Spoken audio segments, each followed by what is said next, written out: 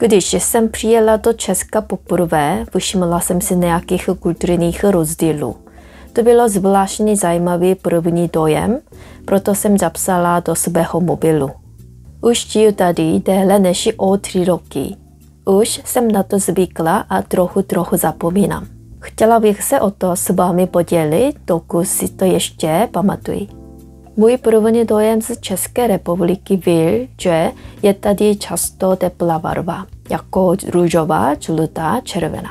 V Koreji, zejména v Soulu, ve budovách se obvykle používá barva černá, bílá, šedá. Nebo často jsou budovy z kovu a skla. Dokonce se preferují auta také černá, bílá, šedá. Naopak, v Praze vidím často teplé barvy. Když je tma, v Česku svítí žlutá barva. V Koreji se ale často používá bílé světlo doma i venku, třeba například pouliční lampa. Zaujalo mě to, že ve tmě Česko hlavně svítí žlutě. Já, moje rodina a moji kamarádi, kteří byli v Praze, říkají, že rychlost eskalátorku metru je docela rychlá. Při prvním použití eskalátoru v Praze jsem se trochu bála, ale už preferuju rychlý eskalátor. Psy v Česku jsou poměrně větší než psy v Koreji. Takové velké psy vidím v Soulu asi jenom párkrát ročně. To bylo první překvapení. Ještě druhým bylo, že život se psy flexibilně funguje. V Praze podle míst psy chodí bez vodítka. Občas vidím psy v kavárnách, v restauracích a v metru. Naopak v Koreji je přísně zákaz chodit se psem bez vodítka.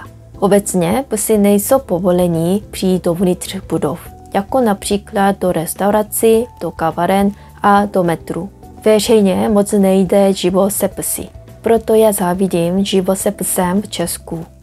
Moc se mi líbí, že stropy budov v Česku jsou dost vysoké. V Koreji moc ne. V případě Koreje kvůli vysoké hustotě populace často jsou vysoké budovy. Zdá se, že stavitel obvykle chtějí postavit co nejvíce bytů ve stejném vysoké budově. Je tudíž je často nízký strop. Myslím, že je to velký plus, že stavy v Česku mají vysoké stropy.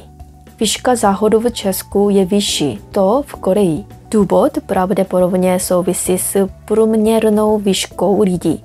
Průměrná výška Čechů je vyšší než Korejců. Už jsem si zvykla na vysoký záchod, ale nejdřív mě moc překvapilo. Korejské jídlo se obvykle prodávají velmi horké nebo velmi studené. Některá korejská jídla chutnají nejlépe, jen když jsou velmi horké nebo studené s ledem. Ale česká kuchyně je středně teplá.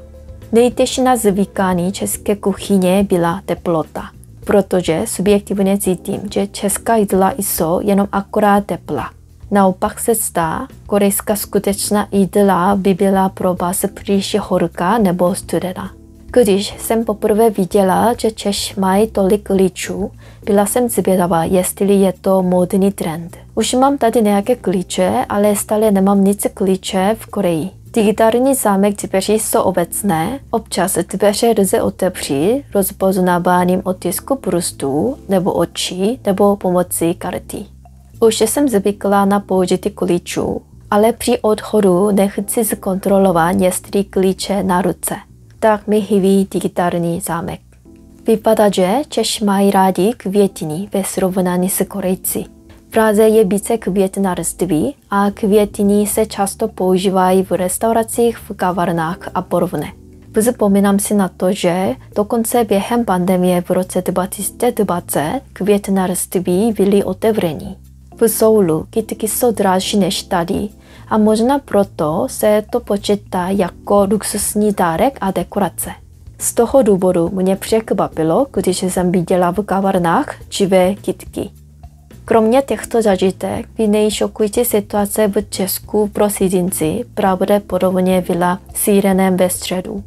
I když to nedělá pravidelně jako v Česku, Korea má podobný systém. Zatímco zní sirena, v principu by lidé měli trénovat utíkání do krytu. Ale lidé u mě na ulicích v Praze klidně chodili. Proto jsem pochybovala, jestli slyším halucinace. Česko a Korea mají různé rozdíly. Uvedla jsem jenom malý kulturní rozdíl a první vzpomínky v Praze. Bylo by hezké si o rozdílech více promluvit v dalších videích. Děkuji za sledování.